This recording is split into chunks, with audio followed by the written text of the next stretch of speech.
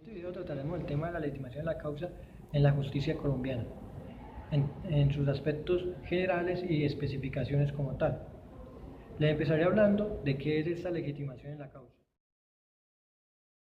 La legitimación en la causa, en términos generales, hace referencia a la relación sustancial que debe existir entre las partes en un proceso y el interés general en el litigio, de tal manera que aquella persona a quien se le exige la obligación es la cual la ley determina para actuar procesalmente. En rigor, es quien debe sufrir o gozar los efectos de la sentencia de fondo. Es cuando, para explicarlo mejor, es cuando el demandante tiene el derecho sustancial de acceder a las pretensiones contenidas en la demanda, y cuando el demandado es la persona a la cual se le interponen esas pretensiones del demandante. Y si estas dos partes son las únicas que deben estar presentes en el momento del juicio para que el derecho sustancial se resuelva en su...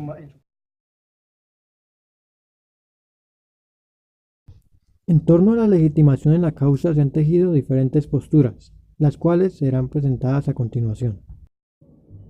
La primera teoría de la legitimación nos habla de una postura más centrada en lo material o sustancial del proceso. Para los adeptos a esta postura, la legitimación en la causa es equiparable con la titularidad del derecho sustancial, que subyace a la relación procesal entre el actor y opositor. De esta forma, se cumple con la legitimación en la causa siempre que se acredite la coincidencia de la titularidad de la relación sustancial con la procesal. La legitimación estará vinculada a los denominados presupuestos axiológicos de la pretensión, en lo que al aspecto subjetivo se refiere. En el evento de no acreditarse la titularidad sustancial del actor o del opositor, es perfectamente posible que se emita una sentencia de mérito, pero que la misma sea desfavorable por la ausencia de legitimación en la causa. Desde esta visión sustancial, la carencia de legitimación no impide el procedimiento de una sentencia de fondo, solo que será desestimatoria para el actor, al no estar demostrado el mérito. Sobre este tipo de legitimación en la causa, Chiovenda ha puntualizado lo siguiente: preferimos nuestra antigua denominación legitimation ad causam, o legitimación para orar. Con esta entiéndase la identidad de la persona del actor con la persona a la cual la ley concede la acción, y la identidad de la persona del demandado con la persona contra la cual es concebida la acción. La Corte Suprema de Justicia, en su sala de casación civil, también se ha pronunciado frente a esto, diciendo lo siguiente: es cuestión propia del derecho sustancial y no del procesal, por cuanto alude a la pretensión debatida en el litigio y no a los requisitos indispensables para la integración y desarrollo válido de éste.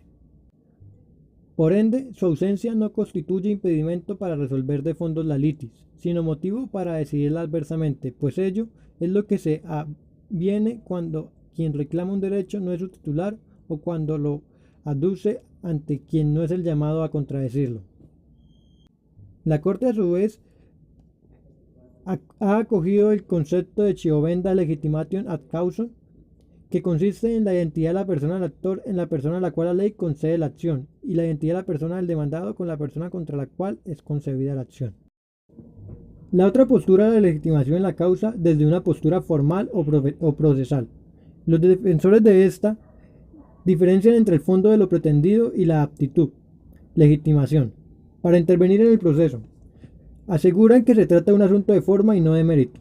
Desde esta óptica debe afirmarse una titularidad sustancial que resulte simultáneamente con la procesal, sin que devenga trascendentalmente de la acreditación del requisito, la demostración de la congruencia sustancial con lo procesal. Se indica así que no es un asunto probatorio, sino de afirmación o aseveración. Solo debe manifestarse una equivalencia entre la relación sustancial y la procesal, sin que sea necesario probar la titularidad de dicha relación sustancial al interior del proceso. Para esta posición, la legitimación representa un presupuesto para que se pueda dictar sentencia de fondo, no en sentido favorable, sino en cualquier sentido. Es decir, que la ausencia de legitimación en la causa lleva a que no resulte viable emitir un fallo que se pronuncie sobre el mérito del pretendido. Se puntualiza que el concepto de legitimación hace referencia a la pretensión procesal y mira tan solo a la relación sustancial subyacente como un punto de comparación para adecuar la subjetividad formal a la subjetividad material. A la legitimación sustancial pudiera decirse, pero con el efecto formal de impedir la sentencia de fondo.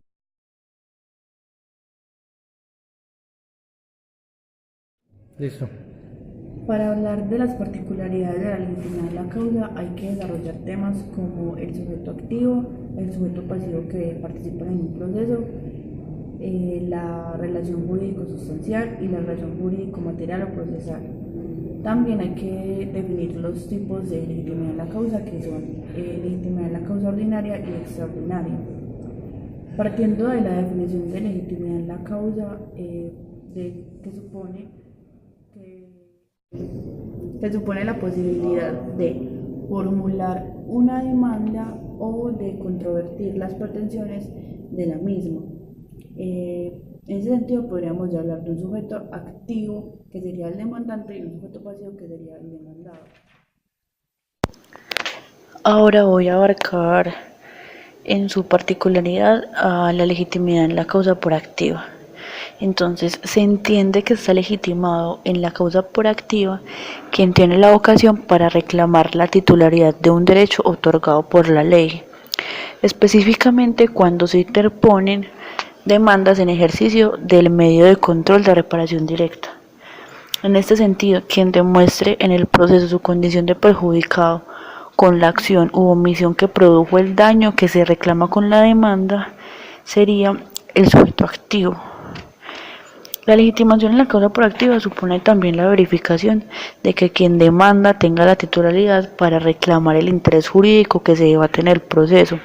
Por lo tanto, no es tan importante el hecho de que sean o no presentes las pretensiones elevadas, sino que lo importante o la importancia radica es en que el que verdaderamente demanda sea quien es titular del derecho. En cuanto a la legitimación por pasiva, podríamos definir esta como la facultad que se le atribuye al demandado para que tenga la posibilidad de desconocer o controvertir la reclamación que el demandante le dirige sobre una pretensión dentro de la demanda. Es decir, está legitimado en la causa por pasiva el demandado. Ahora, para hablar sobre los tipos de legitimación en la causa, me voy a encargar de definir la legitimación en la causa ordinaria. Entonces, desde esta perspectiva ordinaria, podríamos afirmar que nadie puede, en nombre propio, pretender o ser demandado a contradecir en un proceso o resistir una pretensión, si no lo es por una relación de la cual se atribuye a él la subjetividad, sea activa o pasiva. Entonces, desde esta acepción se alude a la existencia de una titularidad procesal y otra sustancial. Entonces, la titularidad procesal hace referencia a la subjetividad de la relación procesal. En ese sentido, ser parte en el sentido formal, es decir, llegar al proceso en cualquiera de las dos posiciones posibles, sea como demandante o como demandado. A eso es lo que se refiere la titularidad procesal. Ya en cuanto a la titularidad sustancial, podríamos decir que hace referencia a la subjetividad. Entonces, una subjetividad que subyace en el proceso, es decir, a la titularidad del derecho discutido o a la titularidad del derecho sustancial. Entonces, en síntesis, la titularidad procesal habla de que en un proceso deben de haber partes, ¿cierto? Como la posibilidad de participar en un proceso, sea como demandado, sea como demandante. Y la titularidad sustancial habla es de quién es el titular del derecho. Bueno, corresponde al titular de la situación jurídica sustancial que se deduce en un juicio, pues solo él puede pedir y obtener tutela jurídica demandada, es decir, la legitimación activa, frente a otro sujeto al que se afirma titular del deber u obligación correlativos a la legitimación pasiva. La legitimación procesal en la causa alude a la participación real de las personas en el hecho o el acto jurídico que origina la presentación de la demanda, independientemente de que ellas no hayan demandado o que hayan sido demandadas. La legitimación material en la causa por activa o por pasiva es una condición anterior y necesaria para dictar sentencia de mérito favorable, sea al demandante o al demandado. En consecuencia, la legitimación en la causa no se identifica con la titularidad del derecho sustancial, sino con ser la persona que por activa o por pasiva es llamada a discutir la misma en el proceso. Entonces, a manera de conclusión, podríamos citar un ejemplo. Podríamos hablar que un ejemplo procedente es una relación jurídica que tiene un acreedor con un deudor, en la que planteamos que el deudor, pasado pues como el término o el plazo que tenía para pagarle al acreedor, el acreedor decide pues como interponer una demanda en contra del deudor para que efectivamente cumpla con sus obligaciones. Entonces, en este ejemplo, el acreedor sería el titular o del derecho y en ese sentido el sujeto activo porque es quien demanda. Y el deudor sería el sujeto pasivo, es decir, el demandado, y sobre quien recae la posibilidad de defender las pretensiones del demandante y quien supone que tiene como un deber, una obligación con el sujeto activo.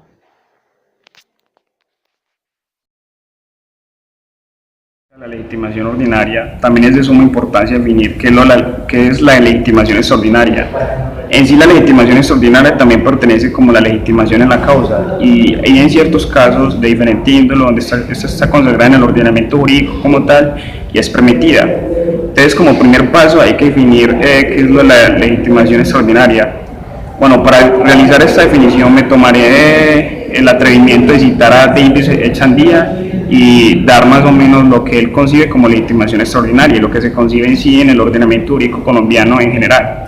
Bueno, Davis Echandía define la legitimación extraordinaria cuando el Estado en ciertos casos, el ordenamiento jurídico siendo más preciso, legitima a ciertas partes que no son titulares de la relación jurídica que se está demostrando en la demanda, pero que aún así pueden ser partícipes de estas. Entonces, como un ejemplo claro, voy a citar a la sentencia de la Corte Constitucional del 26, que es acerca de unas asociaciones de consumo que pueden defender el derecho en que sí son titulares los consumidores, y está haciendo una asociación de consumo que en sí no tiene derechos que se están impugnando o se están viendo en el caso. Estos pueden hacer partícipes defendiendo y representando los derechos de los consumidores.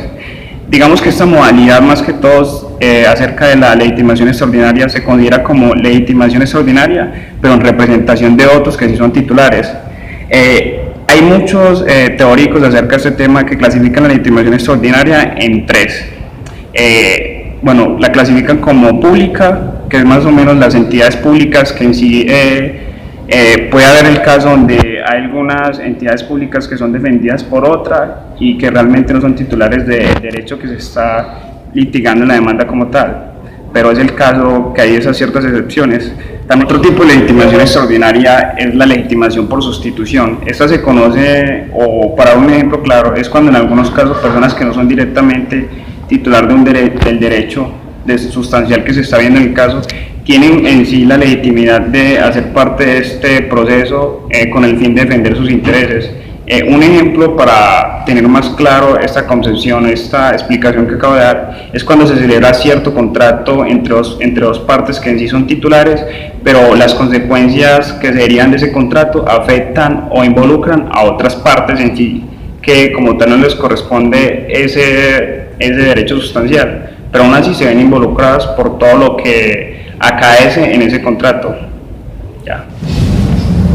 Bueno, Bueno, con esos ejemplos de la legitimación extraordinaria podemos concebir y concretar y decir con argumentos que en un proceso puede hacer partícipe algunas personas que no sean titulares del derecho mismo que se esté llevando como tal en el proceso. Esta condición puede ser por representación, que es más o menos, que es representando a otra persona que en sí es titular del derecho, o también puede ser por sustitución procesal, que es cuando hay algunos intereses que me están involucrando, aunque yo no sea el titular del derecho mismo y tengo la legitimidad de acuerdo al ordenamiento jurídico para ser partícipe de este.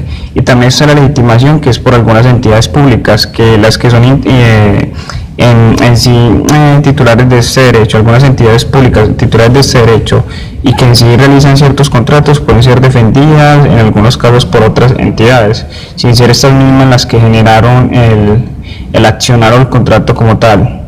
Bueno, también hay que hacer y hay que puntualizar algún tema que, según lo que estuvimos estudiando, genera mucha confusión, que es lo que es la diferenciación entre la legitimación extraordinaria, la legitimación en la causa, perdón, y el interés para obrar. Estos dos en sí son presupuestos necesarios para dar sentencia de mérito o sentencia de fondo, pero se diferencia porque tiene una concepción diferente, entonces no es necesario confundir. La legitimación en la causa, como busca, es definir y que se declare en sí quién es el titular del derecho como tal. En cambio, el interés para obra consiste en el ánimo jurídico legítimo, serio y actual que se tiene para pedir la actividad jurisdiccional y la tutela concreta. Conforme a la Corte, esta considera el interés para obrar como el interés que surge de la necesidad de obtener el cumplimiento de la obligación correlativa o de dispersar la incertidumbre sobre la existencia de ese derecho o de sustituir una situación jurídica por otra. Más que todo lo que esto se busca es formular en sí, en esta parte, la pretensión o lo que se busca después de declararse el titular del derecho sustancial. Entonces con esto finalizo mi aporte.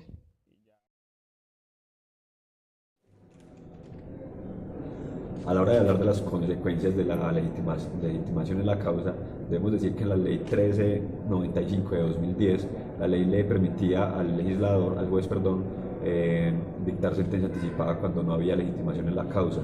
2 años más tarde, la ley recoge ese mecanismo y lo aplica también en la ley 1564 del 2012, más conocida como el Código General del Proceso, en la cual se le sigue dando también la facultad del juez un poco más abierta para también declarar la legitimidad en la causa, y esto lo aclara más en el artículo.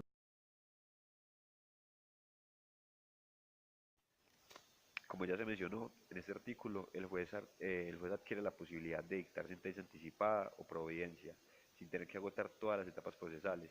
Sin embargo, este accionar del juez no evoca la inadmisión de la demanda ni enerva el proceso, pero sí influye en la decisión de fondo.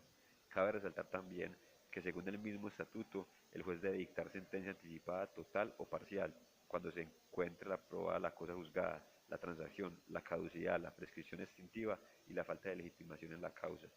Respecto a esta última, es necesario advertir que el supuesto normativo no establece un escenario claro de aplicación, dando al juez una posibilidad muy abierta para proferir sentencia en cualquier estado del proceso. Esto agregaba que la regla no diferencia si se trata de una legitimación formal o material, ni delimita la manera en que el director del proceso puede hacer uso de la misma, dando cabida a que se pueda llegar a daños lesivos incluso para las partes. Tampoco se tiene la claridad si la posibilidad de dictar la sentencia en cualquier momento del proceso solo es viable cuando no existe afirmación de coexistencia de las relaciones procesales y sustanciales, o si solo es posible cuando exista prueba referente a que la parte actora o pasiva no son titulares de la relación material del proceso.